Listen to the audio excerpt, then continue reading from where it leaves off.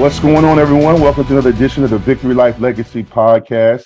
Today, I have another family affair in the building. I've coached myself, but I've never coached with my dad. So this is a very unique situation in which I have Sherman Rivers and his father, Sherman Rivers, as well. I guess Sherman Rivers Sr. Would that be correct? Can we go with that? Yeah, that's fine.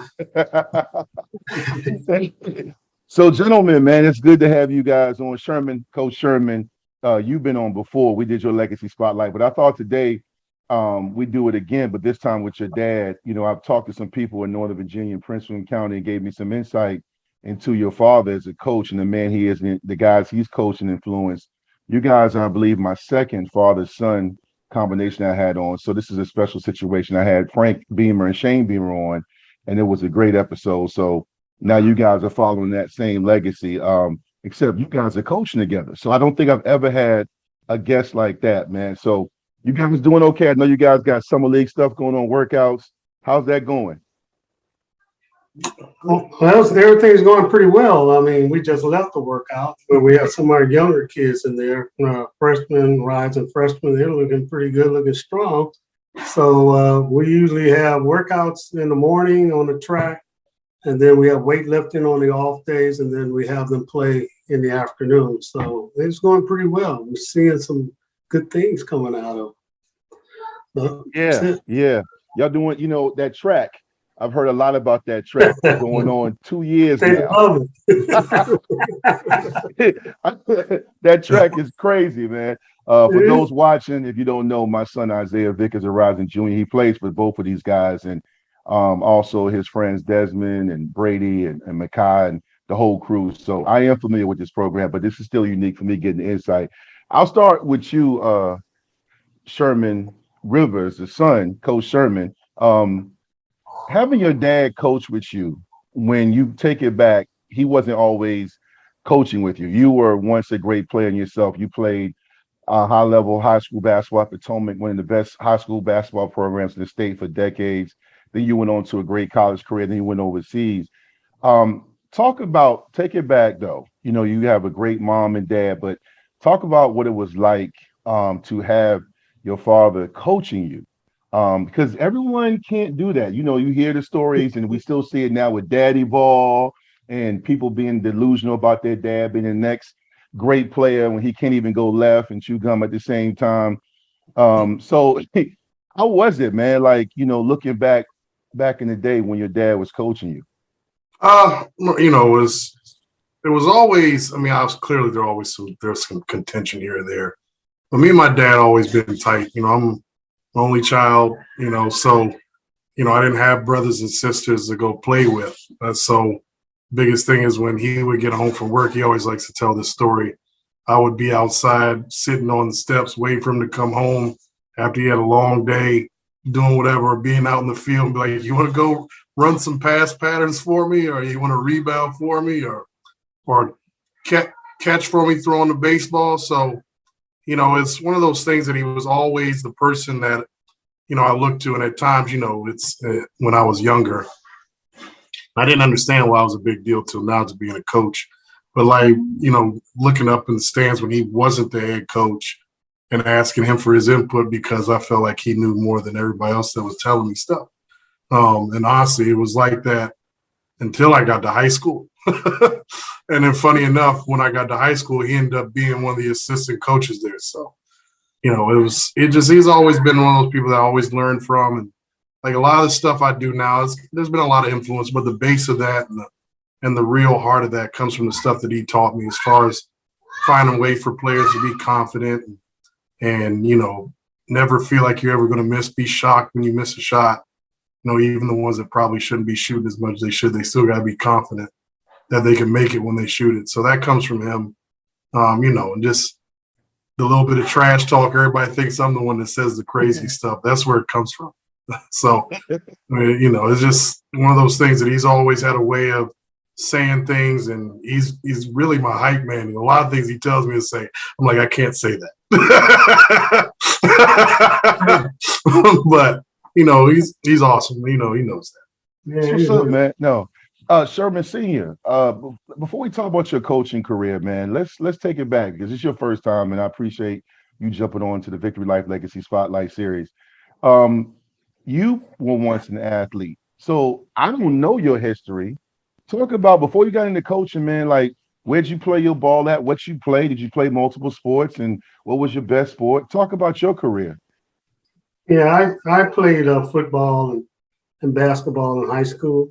And then when I went into the Army, joined the Army to stay away from getting drafted because everybody was going to Vietnam, I wanted to pick my own spot to go to. So they sent me to San Juan, Puerto Rico. And so while I was down there, I learned that officers live a lot better than enlisted. So I went to college and got a degree. And they sent me overseas. I played a little basketball over in Germany, over there with the German American League, they call it. So we played over there with a bunch of guys from college and everything, a bunch of officers and stuff. That's pretty much my career. I playing basketball against him and his friends, though. I love that part of it because when they were not as big, I could dominate and talk stuff the whole time. Then they got bigger. I started dunking on me. I started coaching. But yeah, you said, Mr. Sherman C, you said you played football and basketball. Which one was your better sport? Basketball. Yeah. Okay. Basketball. All right. What did you play in football? Like what position? I played quarterback. Quarterback. Okay. All right. I always wanted to be a quarterback. I had some great receivers that were on my basketball team. One of them was a close friend of mine now. We call each other, talk about the day. I threw him a 40-yard touchdown. And the time I tell him about the time he dropped the ball. So those are my guys there, and they're still friends to this day. They're in Cleveland, where I grew up, and we talk about every 2 weeks or so. We talk. But David Respers was my off guard, and he could really shoot. And I played primarily, and so we were very effective playing basketball. And up in Cleveland is run and shoot. I mean, nobody ran these sets. You just shoot the ball. You run, you play a man-to-man defense, and you stop the guy in front of you, and you get the ball, and you go the other way. That's how we played basketball. We didn't. When we had inbounds passes and things like that, plays and stuff like that. But he told us to run a set. I said, yeah, okay. And we'll just go down the court and we'll shoot it. And so we were very effective in high school running that kind of basketball. Not the way it is now. Basketball is pretty scientific and pretty good in matchups and everything else. And he got all of that information from Yeah. I told him the other day, I said, y'all defense, I can't figure it out. And he laughed, and I told him what Zay said. He said, you'll never figure it out. And giggled like with a little sinister laugh. I was like, okay. And then, but let me ask you this, Sherman Sr., when you talk about this is always a generational thing. You know, my dad always talks about the guys in the 757 where I'm from and where he grew up at, you know, the generational differences, toughness and this, that, whatever. When you're looking back in your time when you played basketball and football, do you feel like, I know the game has evolved in both sports, but do you feel like, obviously it was different. Do you feel like you guys were more mentally tough, more physical tough, or, you know, kids were kids, young men were young men? Do you think there's not much difference, or do you think it was a huge difference? Well, I don't know if it's a huge difference. I say kids are kids, but we grew up in a tough neighborhood. So Okay. it kind of defines. I lived on Huff Avenue, and the saying was, you got to be rough and tough to live on Huff. And that's how we play basketball. I mean, nobody called fouls. Nobody when you play basketball in the playground.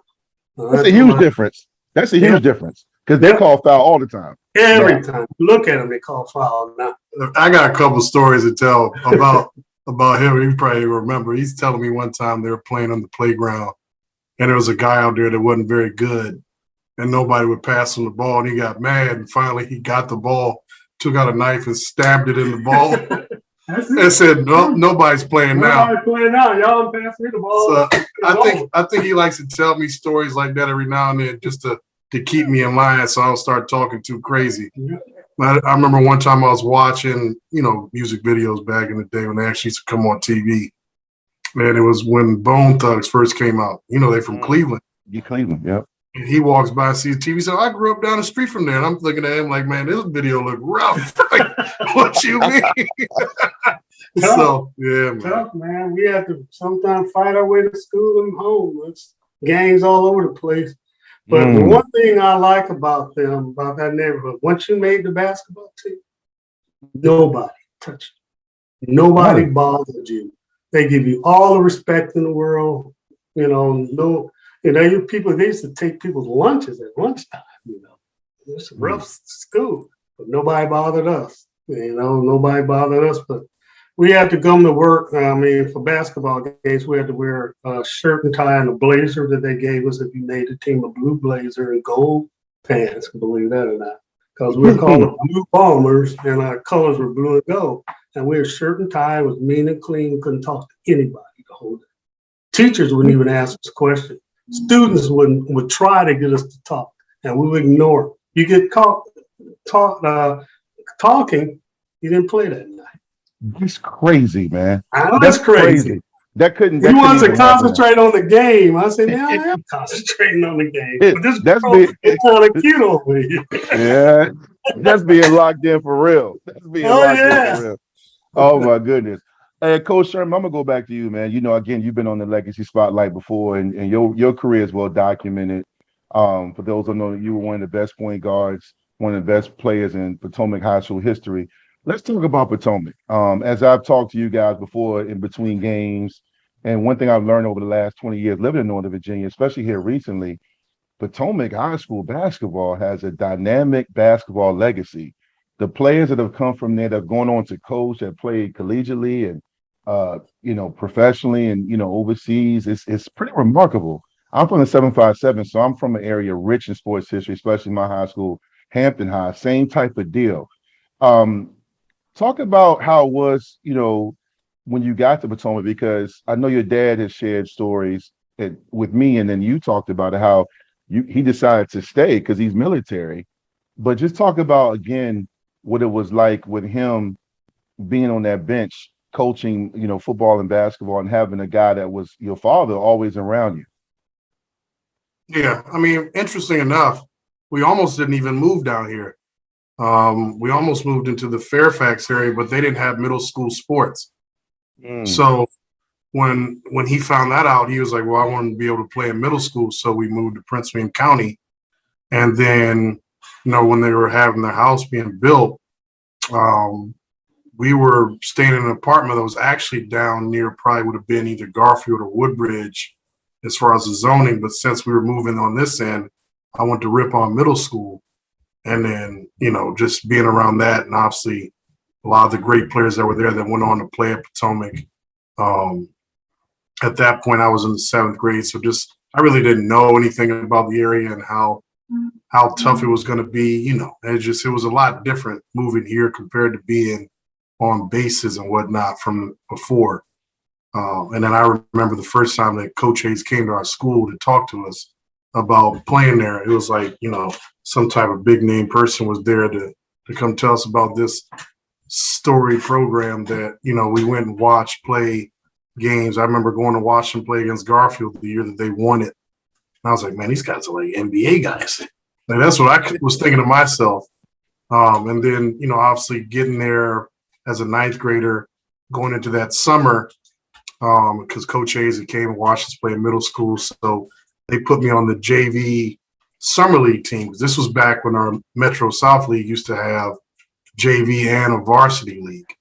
And it was all at Hilton High School, matter of fact. That's where we played it at. And I just remember being really hyped up about that and just having the opportunity to be around these different guys that were really good, being in the open gyms and listening to how they talked. And it was great. And obviously him being able to come over and end up being assistant. He's probably the all-time winningest JV coach in the history of high school basketball. If I had to be honest with you, his JV teams were scoring near 100 points a game almost. Because just what he talked about, the run and gun, he said, you get it, you better shoot that thing. So, but it was fun, man. It's obviously him being there and being along for the rides that we had as far as our state runs, being on the bench. And, my mom was super involved with it as well. There's a newspaper article where she's on the cover of the newspaper with like some other fans. So, wow. Shout out to you. Shout out to your mom too, man, because you guys are both alpha males. And I laughed. In my son's freshman year, we had to watch on the NFHS network and keep up online. But then last year, I watched game. Obviously, you guys played in so many big games. It was sold out, and it never failed, man. Uh, Coach Sherman would look at his mom, clock, score, and she yelling back at you, and you like change the score. And she was like, hold on, and she would tell you, and I'm like, man, she's got that's the only thing. patience. That's the only things y'all saw. You didn't see when she came out in the hallway at halftime telling us what adjustments we need to make. Yeah. Word for real? Yes. Wow. Why did you call that timeout? You should have did this. I'm like, if you don't get away from me. She knows the game. She knows the game. She Oh, does. I know she does. You can't listen. You can't be around that much. You're gonna know the game. Now, that doesn't mean everyone does, but I believe that. So that's just crazy. I didn't know that little gem on the Legacy Spotlight. Coach Sherman Sr., I want to ask you this, man. What was, and I know you're an assistant now, but what at the time when you were coaching JV and on those great Potomac teams, what was your coaching philosophy? You have some guys who are able to balance the player-coach relationship as far as some guys are more demanding but know when to push the right button. Would you say you were a yeller or you were patient or you were a mix of, depending on the personnel of your players? What was your coaching philosophy? Well, it depended on the play because it's just like, I guess I was taught in the military when you have I had a platoon of 50 people, they all aren't the same, and you got to motivate them different. And then when I became a commander and an operations officer, it got more diverse, and you have to work with the person because they're not going to buy into your philosophy unless they understand it and it benefits them in some kind of way, and that they are part of a team. And so if you give them that, that was my philosophy. I had some kids that I could yell at, and they would respond. And there were some kids that I had to put my arm around their shoulder, just like he does. You see him on the sideline, it's the same thing. There's some kids that you want to choke, and then some kids you just want to correct and hug and tell them you're just a great kid because they don't listen sometimes because they're young men. Yes. And we learned that in the Army because, I deployed a few times and I looked at soldiers we getting on C5As and everything. Some places were a little hot, not really. But I said, well, what happened if I don't do my job and something happened to this kid? And I feel the same way about the players, I try to tell them. That's why he's sitting on the edge of the bench, the end of the bench, after he cut their throat off. I said, well, you did something wrong. So, I try to calm them down a little bit. Then they go down the line and Devon gets them and then Teron and everybody else beat them up. But there's got to be somebody to talk to them and not yell at them. And he does that very well. He does it. So I guess he got it from me. It's for sure. It's all the leadership things and, being able to lead men and all that, that's all from him. Listening to him my whole life and how to go about that. Even there's sometimes where he's still telling me that there's certain ways I should go about it. And, now I'm a little bit more hard-headed, I guess. But all that stuff as far as like getting people to follow along to go in the same direction, that's all him. That's where that comes from. One more question for you regarding the coaching, Sherman Sr. When you saw your son at Potomac, I saw him play. It's funny how God has a plan. You connect with people years later. I saw your son playing against my alma mater 2 years back to back in the state championship 1 year and in the state semis. Hampton and Potomac won 1-1. And I remember looking at those games, even though it was the late 90s, it seems like yesterday. Remember all the talent. And I remember seeing your son killing it, especially that second year in the rematch. The first year, it was a good game, and then Hampton pulled away. But I remember that second game, he came out, and I still go back and watch that game. I'm nostalgic about that. But it's different when it's your son. And a lot of times, I have three wonderful kids, and all three are athletes. And a lot of times, especially with my son, coaching him, you have to pick your times when you're a father. You're always his father, but that balance. And then also finding time and making sure you appreciate those moments. When you look at your son and when he was killing in that Potomac, then he goes on, he's heavily recruited. He chooses William and Mary, had a really good career there. He goes overseas and plays several years professionally. Um, did you and your wife, did you enjoy it? Because you're also a coach. So there's that feedback, or like you're playing soft, or when you look back, did you appreciate and enjoy his career? Seeing him do all the great things, winning the dunk contest, all those great things he did. I loved it. It was probably the highlight. There's the reason why I left the military, so I could watch him do stuff. Because he was, we say we're best friends and stuff like, but he really is my best friend. I have one guy that's close, but it's him. So I like to watch him do everything. I mean, we played football. He can tell you about that. He was a heck of a quarterback. Well, he told me his legacy spotlight. And there was a joke. I didn't even know it. And I did my research after I interviewed him, and it was confirmed. Some guys go on this show and they try to lie. It was confirmed. Yeah. He was a good quarterback. I really thought, I didn't know which one he was going to. But then when I saw his knowledge of the game change so much, he was playing a lot and everybody got on there played. But then he started thinking that game you're talking about, we saw it on film not too long ago, and he was playing a point guard. Mm-hmm. And he was, because Mookie wasn't there, right? Yeah. And so he was running that team, and I said, he got it. He knows what basketball is all about. That's when I really stopped coaching him and just started encouraging him, because he had it then. From that point on, when he went on to college, had William and Mary, had a bunch of intellectuals, but not great basketball players. But they were great guys. They're probably all doctors and lawyers and Indian chiefs by now and making a pot of money. So you can't fault that. But it was his glue that did it. I mean, it was just learning how to get the people to play. They would come over here and visit once, and they showed up. They all had laptops. And they were working on their work. Yeah. Most kids would come over here, they want to watch Sports Center. They had the laptop. They watch Sports Center too.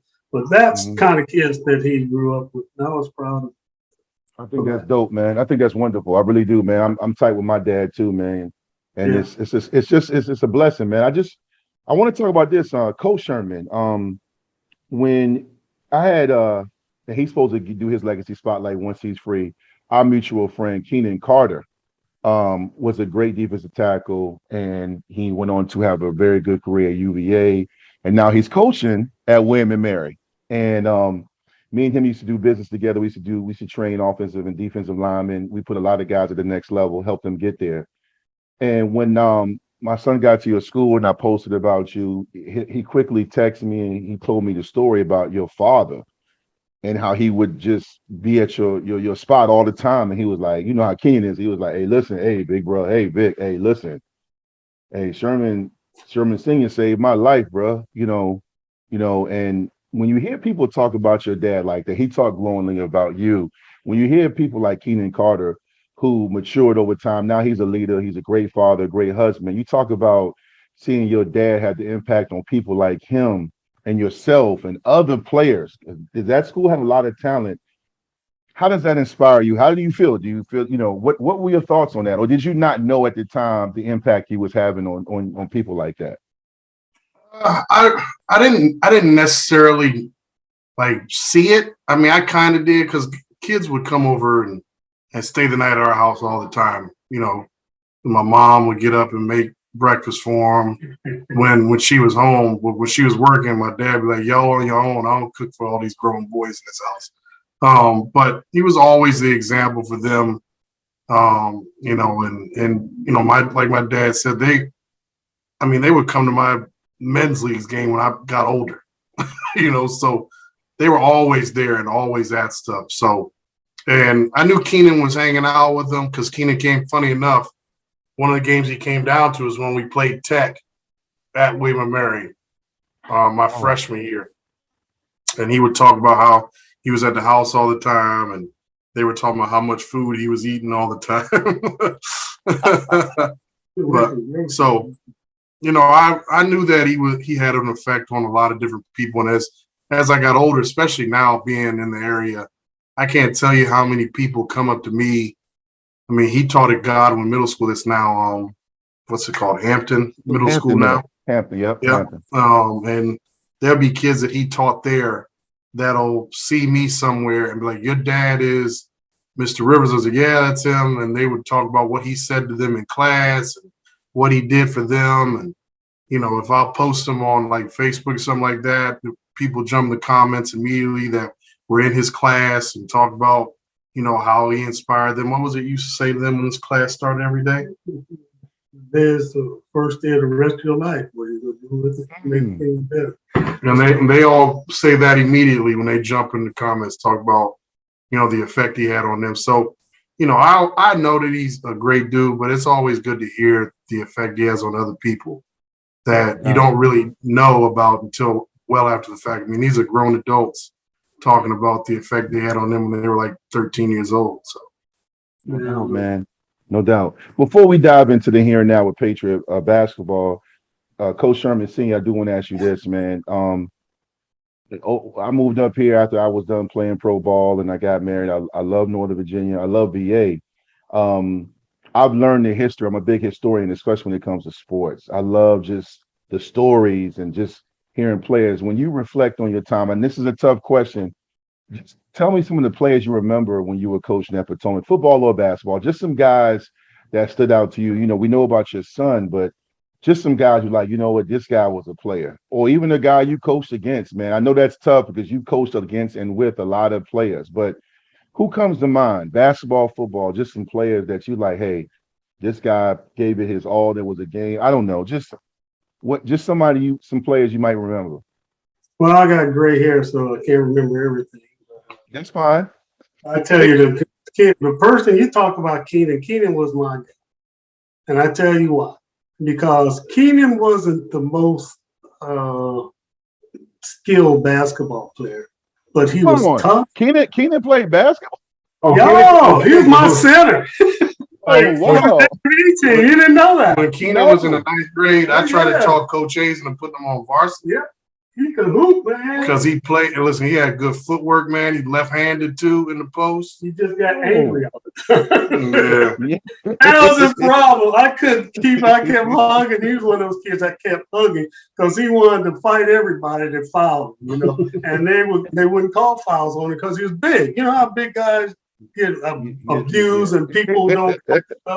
Well, they were doing that, and I got in an argument with one of the referees a couple of times about him. He knew I always had his back, but he could ball, man. He's a guy that I didn't expect that, and he was my starting center of my JV team. And I don't know why he didn't play varsity. I guess he played later, but his temper. Yeah, his temper is something. It seemed like a lot of them Potomac guys had a lot of tempers, man. We've been talking about that all summer.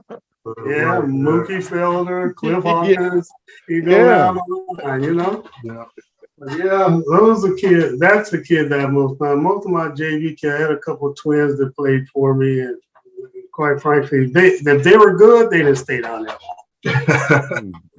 Just pull them up. I didn't have them there long, and as soon as I developed them, and Devon Johnson and I coached together on that JV. Oh, I didn't know that. Okay. Yeah, Brian and I was together on that JV team. And so every time our players get very good, we teach them. And Devon was very good at teaching the guard. And I played wing in high school, so I was a wing post player kind of. That's why I had Keenan a lot with footwork.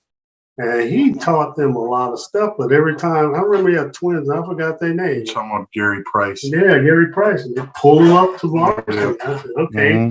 Robert Hall pulled up to varsity. You go on and on and on. You develop them, you teach them. And one thing that I do that I try to talk to our other JV coaches, I went to all of our practices. I watched what they did and how they did it. So when the kid was ready to go up to varsity, it wasn't a steep learning curve. They knew what to do. They couldn't be as good as we would want them, but they knew what this defense is and that offense and what defense, and they could see it, and they could sit there and watch And every now and then, Kendall Hayes would pull him out there when he was short of man. So, Yeah. And shout out yeah. to Coach Kendall Hayes, man. Great coach, man. Kind of set the tone for that legacy that all you guys, that coaching tree and player tree you guys came from. I didn't know him, but I remember seeing him in the States. Next thing you know, they had a run and Honore. Shout out to Coach Keith Honore that just retired, man. That coaching tree over there, the player tree is crazy. Um, Now you guys are at Patriot. All that stuff y'all did on the Route One corridor, y'all brought that same mindset to over here on the west side. The west side, Gainesville, Manassas, Haymarket. It's a little different over here, right? Right. Next thing you know, this new school's being built. Patriot Pioneers. Now you got your son over there, Coach Sherman Sr. Next thing you know, now in a short period of time, in 6 years, it has established itself as one of the best programs in the state. And we're not talking about, what I'm saying, a Ricky Dickey. This VA, man, in Division 6. Um, it's pretty remarkable. I know it's not the time to rest on your laurels and sit back and get complacent, but let's just take some time right now. Um, Coach Sherman, I'll talk with you first with this, man. You get the Patriot, and a lot of people told you don't go over there, you won't win over there. It's a dead end job. And then next thing you know, I look and you got Devon, Teron, your father, your coaching staff is remarkable. But talk about it. You consult with your dad before you took that job, or you were just like, you know what?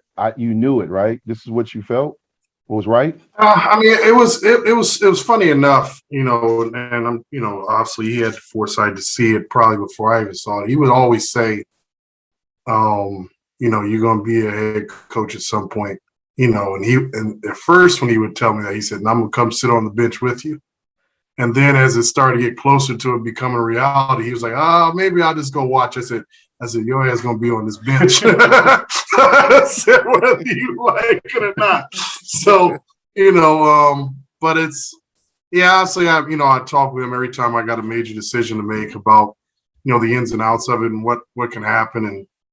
And so he knew a lot of the details of everything, and he was all for it, and he always believes in me and thinking that I'm going to be successful, even when I might doubt it a little bit. So he definitely was a big leaning on him as far as advice, as far as going with that. And then clearly having him on the staff with his knowledge and experience, and, definitely, him and clearly the rest of the staff. I don't have guys on our staff that are just going to tell me everything I do is the right thing. And that was really important for me. And I knew for sure he wasn't going to do that. So that was important. And then just the way he deals with players and is able to talk to them was always something that I always follow behind. So I want to make sure to have somebody around like that. Well, Coach Sherman Sr., man, you're coaching with your son. Things come full circle. You had a new program. Next thing you know, every year the expectations get bigger. I remember seeing your son in 2019, I believe, or 18. Or was it against South County in the state quarterfinals? And my wife and they went to the game. It was at Osborne Park High School. And I remember sitting there watching Patriot. And I remember seeing Red Nation behind him. I was like, gosh, this school was just built. And then the state quarterfinals. You've had a first-hand seat beside your son. You've been there to help build this thing, man. What are your thoughts on, Patriot and the program you guys are building and seeing you guys create something special every year where the expectations continue to get bigger? Yeah, his expectations that we all buy into. But he understands how to build a team from the bottom up. And his main purpose was build a defense-minded team to get them to work together cohesively. Offensively, you got to watch the prima donnas. They're going to shoot all the time. But defensively, you got to play together. And once he taught them that, and we stole some stuff from Potomac, some of our traps and everything, and three-quarters defensive, that's when the kids started working together. And initially, they didn't have the athleticism to do what he wanted them to do. But as time went on, and the complexion of the team changed quite a bit. We found that kids could understand and execute what he asked them to do quickly is the key. So that was the key. And then if you build from there, then you put together a team. And he's good at evaluating talent. So every now and then I give him something. I'll tell him like, hey, this kid should be the backup for that guy. We need to get him on varsity and get him ready. And that's about it. And during tryouts, I give them my input, and, let those smart guys figure it out. But every now and then I catch something they do that I think they shouldn't, and I'll recommend it to him. And to his credit, he usually goes along with what I recommend because I don't overburden stuff. I'm his dad. I'm an assistant coach. I'm not supposed to be his dad all the time. I'm just be there to help him win basketball. That's all. I think it's great. I think it's special, man, to be able to have an ego. Both you guys are alpha males, but yet know your role and know when to give feedback and know when to challenge each other. I think that's great. And speaking of challenging, each other, you guys have done a great job challenging your players where, the expectation is it's not just districts and regionals, it's states. Last year was a historic season. But even the year before, it was a unique situation with COVID where for the first time in forever in Virginia High School League basketball, VHSL basketball, the runner-up in regionals didn't go to states. You guys lost a tough game to Potomac. They came in with a senior-led team and beat you guys in Patriot. And then the following, you have a historic season, going 26-1. But, here in recent years, you've had Trey Nelson, Nasir, and all these guys come in, the great players that have come through here. What's my guy, Sherman? Zach, what's his name? Zach Blue. Zach Blue. I mean, you talk about that. Just take a second. I know it didn't end last year the way you wanted to, but Coach Sherman Sr., I'll let you go first. Last year was crazy. Nick, Mike Ackerman, Courtney, you had outstanding leadership. The team came together, and just seeing it as a parent, as a fan, in the fall, I remember just listening to Sherman coach from the corner. I was like, man, we're young. I don't know how it's going to be. Next thing I know, you guys go to Potomac and set the world on fire and don't look back. And you play a tough out of conference schedule. Just talk. I know it didn't end in the state championship. That matchup, everybody wanted to see what you guys in Hayfield, but 26-1, bro. Like, I know that Battlefield loss will hurt forever, but that's why we had this season coming up. But Coach Sherman Sr., talk about the 26-1 season. 26-1 season. Did you see that momentum building? Did you and what was it like? I saw it building. We came out of summer league looking pretty bad. I don't think we won a game down there. Richmond did. We weren't very good. We weren't very good. So there was a lot of hollering, screaming, and then all of a sudden coaching took over. Mm-hmm. A lot of coaching. So he would split us up with his assistant coaches. We were actually talk to kids and work with them and try to get them. And so they start building cohesion. Then we start finding out the rules of the players. And once you define the rules, like we know Nick's going to shoot it from half court. He can get it off, And we know Mike Ackerman's going to think he's 6'7" and go in there, but he's going to play with a heart that and Courtney going to risk being thrown out of the game because he plays so hard. So then you'd have to add those other two pieces to him. And Nasir is still maturing, but he did a super job. And then you got Jay. So you got those guys playing and together. And as they begin to embrace each other's strengths and weaknesses, the team start to mold into a team. That was the key. He was a catalyst. He's the one telling what they're right. People say, maybe I would start this guy. But he figured that out. Mike Ackerman could have been a starter on a lot of teams, but he was excellent as a six-man coming off the bench. He could shoot the ball. He was smart. That's what we like about him. He was very intelligent. He wasn't athletic as we would have wanted, but he was very smart. He won games for us. And the kids all embraced each other. You should see them after the game. And we kept winning. And I said, wait a minute, something bad's going to happen. We were 20-0. I said, let's lose early. I told him, let's lose early. So when we get to the regional, we won't have to deal with this. We kept winning. Before I get to your son, before I get to Coach Sherman, that Hilton game, I remember early in the season, you guys had beaten Potomac. Y'all played a back to, it was like 3 days where everyone else played like right back to back. There was like 3 or 4 days played like on a Tuesday or Wednesday night in Hilton. There was nobody in the gym from there. There was no energy.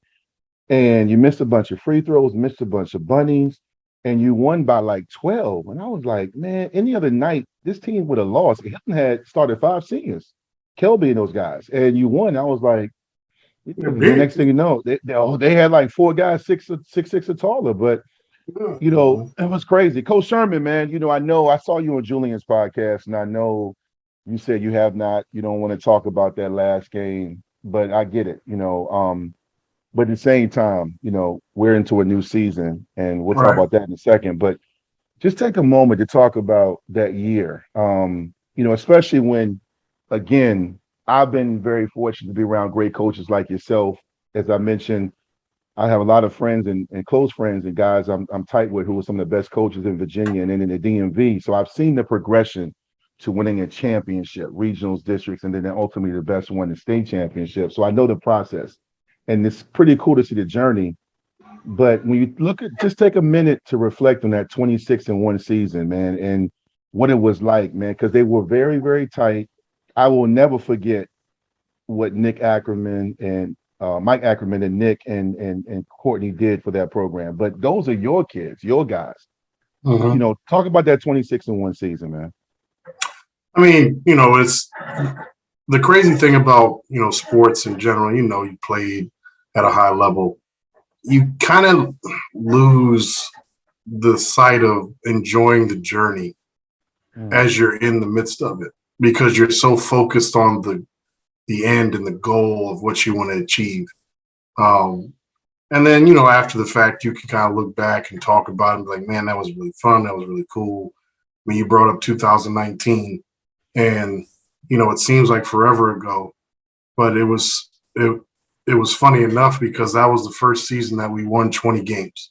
It's the first season that we went to the state tournament. We started that year 11-0,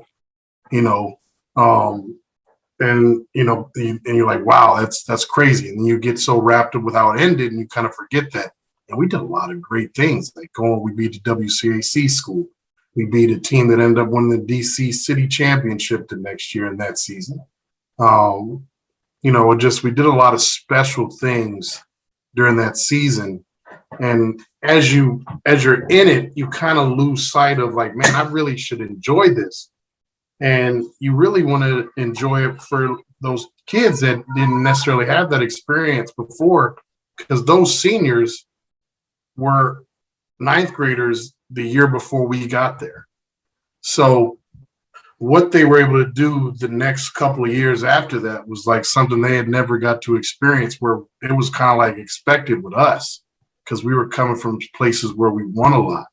And then, like I said, the next year, the final record was 21-5. But what people don't remember is that we started out 5-4 to start the season, and won 16 games in a row. And that was after graduating all those guys from that 2019 team where everybody's like, all right, they're not going to be that good and everything else. And, I know I went to the next year, but the year before 2019, that was the first team to have a winning record in school history. And that was where we started our district run. And, probably we were arguing about this when we went to Philadelphia, who is possibly the best player that we've had since we've been there. And arguably Ike Onwuka is up there as far as being one of the best players that ever played for us, because just all the things he was able to do as a guard, it was just really special, man. Talking about a kid that was first team All-State as a football player and a basketball player. And then, like you said, the 26-1 season, coming off of losing in the regional championship, I knew there were some things we had to make some adjustments to. We were losing 2 really good guards in Chad Watson and Trey Nelson, who was exceptional. And then we had a bunch of guys that hadn't played varsity minutes. And I was like, man, we're going to be so young. I said, I think we're a year away from really being that juggernaut that we can be. And then, like you said, we start the year, we go to Potomac, and we get that win by, I think, 10. I'm like, we really didn't play well. I don't know how good they are right now, so I didn't really think anything about it. Then you talk about the Hilton game. We didn't play well in that game, but Mike and Nick I think made 5 threes apiece, so that helps. And we just kept winning, and we were winning all different types of ways. We win in a game where we couldn't make anything. We win in a game where we score 80 points. We win in a game where we hold a team to 40. So it was just, and they kept finding ways to get it done. And I was like, man, we're so battle tested at this point that there's nothing we hadn't seen. And then obviously the magic kind of ran out there in that last game. And funny enough, I still thought we did it because Mike hit another huge shot right before, the purple team made their shot. But it's good for him. He stepped up and made a jump shot, and they were able to advance and play in that game that we wanted to get to. But that doesn't, and I told the kids this after the game, I said, it doesn't take away from the greatness that you guys did throughout the year. I mean, you won the district championship, you won the regional championship, you won the Henrico Holiday Hoops championship. You won 26 games in a row. That's insane to say out loud, so just, and to look at like, man, but the next step for us obviously is, and why we're able to continue to have success, is that everybody wants more. They're not satisfied with what they did. And that's why, we're able to have the success we've had year in and year out, because these kids work like they haven't got anything. And that's the part that the seniors and the upperclassmen, that's the legacy that they leave for these younger kids that come in to work extremely hard. It's so funny, you don't know if they're really listening to you or if they hear what you're saying. And then they'll say something like, man, this is really sinking in. We were talking about conditioning and a couple of guys that are struggling out there in the mornings. And, Nasir, I love him to death, great player, but clearly he gives me migraines at times. But he's sitting there next to me outside the gym, and he says, man, you don't even know how tired teams be in the fourth quarter. We just be running like it's nothing. It's all because we doing this. And I was like, man, I'm glad they feel like this, because when you look at their faces at 7 a.m., they don't look like they enjoy themselves too much. But it serves a purpose. It's to be in good condition. It's a mentally tough thing. It helps you grow as a team, and those things that just, that's the part, like that bond you get from it. I hear some coaches talk about what's the point of doing these things then and just wasting your time. It's not, nothing is a waste of time. And he said earlier, making sure you're leading everybody with a purpose and people knowing what your purpose is. And I make sure to let kids know. A long time ago, my father told me, don't ever join the military. He said, because you always got to ask why. Why are we doing this? And I wanted to make sure, and funny enough, you saw my son come up here. He's the exact same way.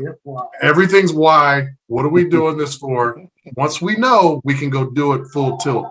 But it's not something where all the kids know the purpose of what they're doing.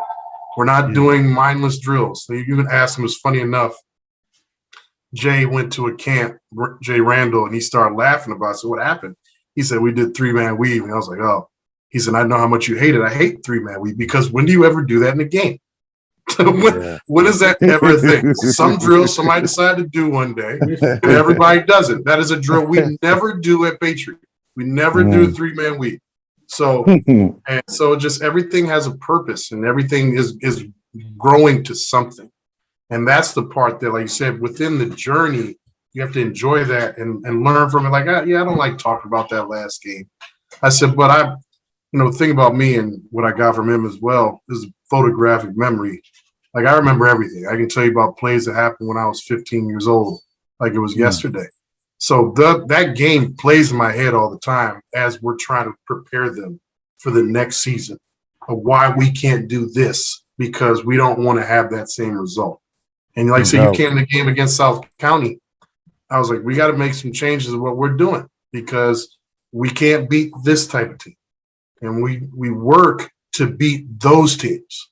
We're not, and this is going to sound bad, but I said it to you before, and, no disrespect intended, but I can't take it back. They got to handle their business with it. We're not preparing for the teams in our county. We're preparing for the teams that we would possibly play in the state tournament. No question. And if we're doing that, it's going to have us prepared to play locally as well. Yeah. Well, first of all, one thing is as I learned when I got into coaching, I used to hear, especially in the DMV, you guys don't duck no wreck. No. You guys play, especially this upcoming year, man. You guys are playing my alma mater, Hampton, LC Bird, Hayfield, and Western Branch. That's Mhm. bananas. That's Yeah, crazy. and it Yeah. still might be a couple more that's crazy on there.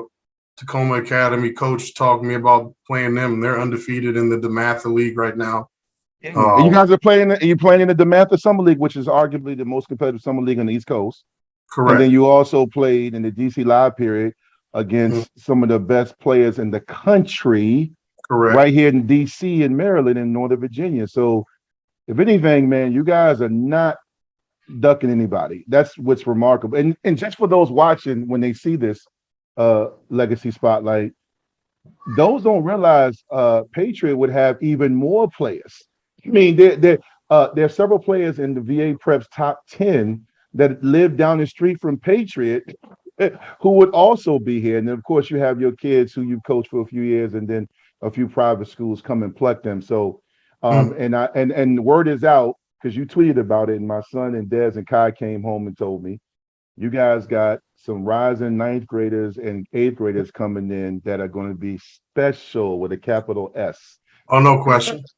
Uh, Don't it's. tell anybody. I mean, listen. You keep it secret.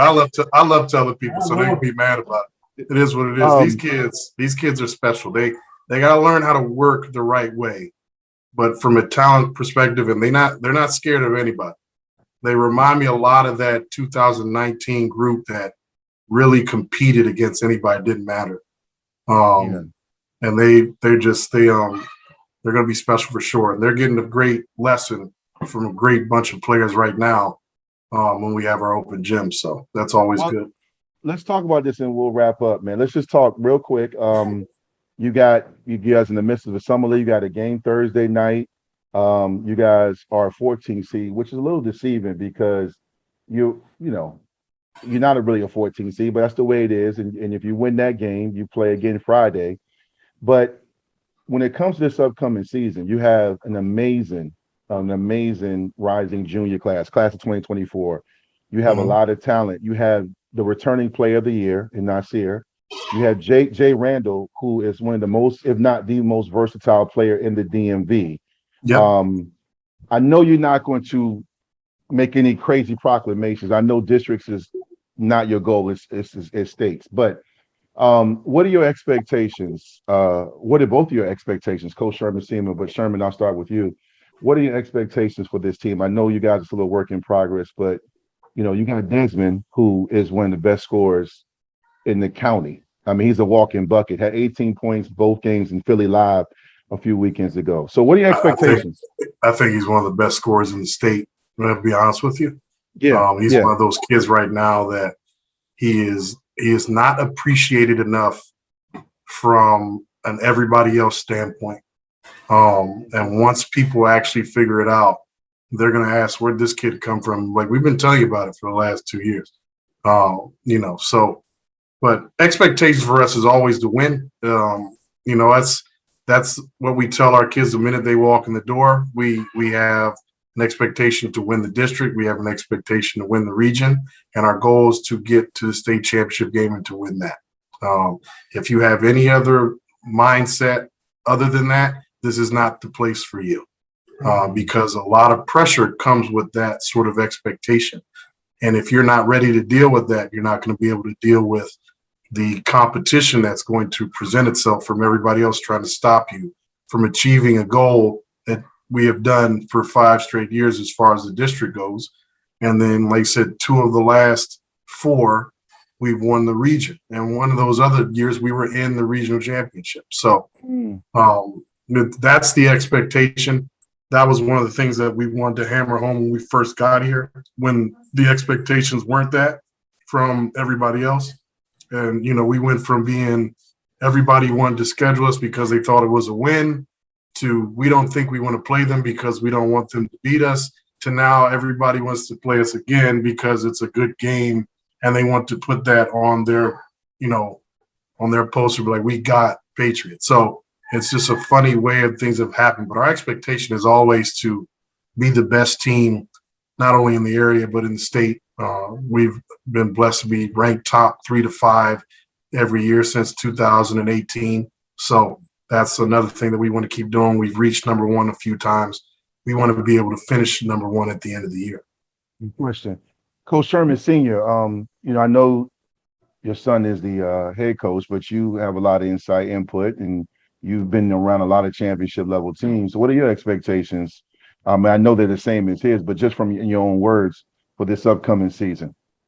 Well, I agree. I need a ring on my finger. He's got 2. I don't have any. So I gotta have that championship ring. And he won't even let me see him. He hides him somewhere just in case he think I'll pick him up. But no, championship, state championship, he deserves it because he pulled this team together from their bootstraps and made them to what they are now. My wife deserves it because why she gonna have a heart attack screaming at us all the time. So she deserves it. She deserves, and the players deserve it. That's the key.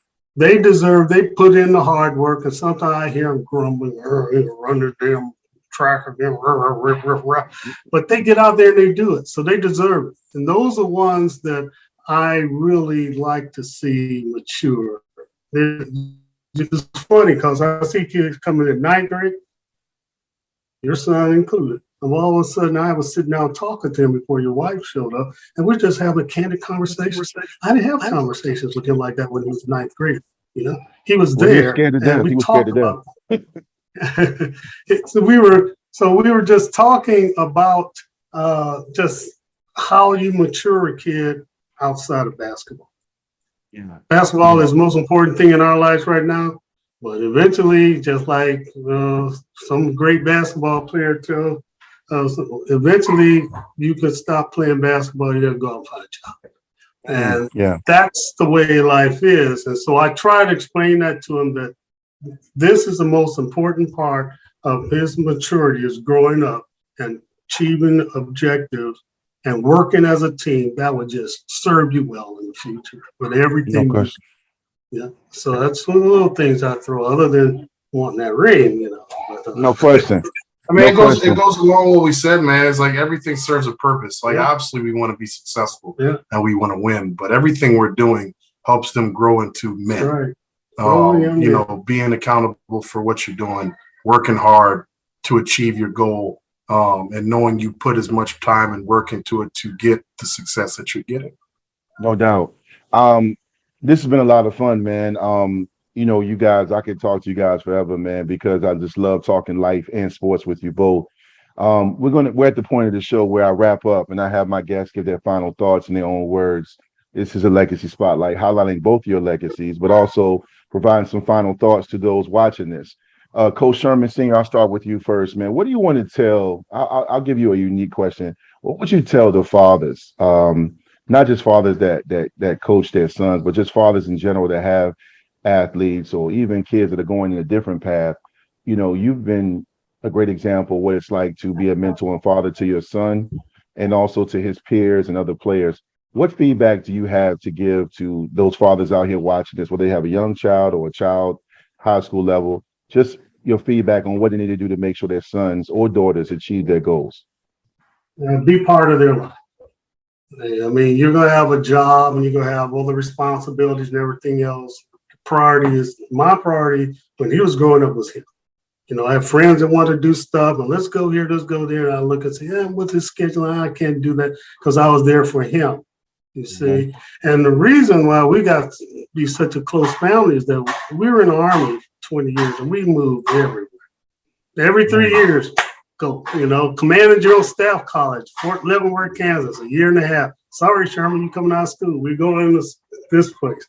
We're going this way. My wife's switching jobs. It took her almost 6 years to finish her degree because every time she got close to graduation, she had to transfer to another state and transfer her credits to that university. So we spent a lot of time together. And in order to understand your child, be it a boy or girl, and what's your aspiration, you got to find out what they want to do. and be Wow. there with them to support them. That's it. And be there, just listen. When they cry, be there. And when they exalt, accomplish stuff and be happy there with them. Do what they Mhm. and that's your life, man. That's what they put us on this earth for. Yeah. No doubt. No doubt. No doubt. Coach Sherman, Coach Sherman, I'll ask you this, man. You're a father now. You take a lot of pride, Devin and all your sons. What would you say is the best life lesson? Not so much basketball has taught you, but fatherhood has taught you. It just gives you perspective, man. We talk about the end of the seasons and we talk. Don't make that noise right now. Thank you, sir. Okay, just get like perspective. You think everything you're doing is the most important thing. We talk about the losses at the end of seasons or coming home upset because a bunch of teenage boys don't do exactly what you want them to do all the time, and then all he wants to do is talk about Paw Patrol. Or like Anthony's got flag practice, or Jordan's got GBA, or Curtis is the oldest now. He's graduating from high school or going to VCU, or wants to talk about something his girlfriend did to make him upset. It just gives you perspective on things and realize that, like, yeah, what I'm doing feels super important at the time, but the grand scheme of things, this is the important part. Like raising them, teaching them how to be young men and be respectful, and just doing the same thing that my dad and my mom did for me, and making sure they're good kids, man. You don't want them to go outside and people look at your kids like, man, whose parents are those? Which is something we say, which is something everyone has said before, man. No, that's Right. what's up. Well, no, that's what's up. Wise words from two great wise men. I appreciate you both for jumping on, man. This has been a lot of fun. Obviously, I'm going to see you guys again. And I just want to thank everybody from Red Nation to just fans of both coaches here, man. And thank you both for the impact you've had on my son and the other players throughout the Patriot, Prince William, and Northern Virginia community, man. It's much appreciated. You guys have no idea how much it's appreciated, man. And to those that support Vicktory Life, I want to say thank you, man. This has been a great show, and I'm the host, man. If you want to keep up with great legacy spotlights like this, please subscribe to our YouTube channel. And also, we're on Twitter and Instagram. And also, like I say every episode, man, no matter where you go, no matter what you do, make sure you leave a great legacy. You have a positive impact. Thank you both, gentlemen. Appreciate it. Yeah, man. Thank you, Red Nation, and everybody in the community. We love y'all, man. Best fans there are. Yeah. All right. Yes, Appreciate I you, can't big wait. dog. I can't wait. Yes, sir. Salute to you both.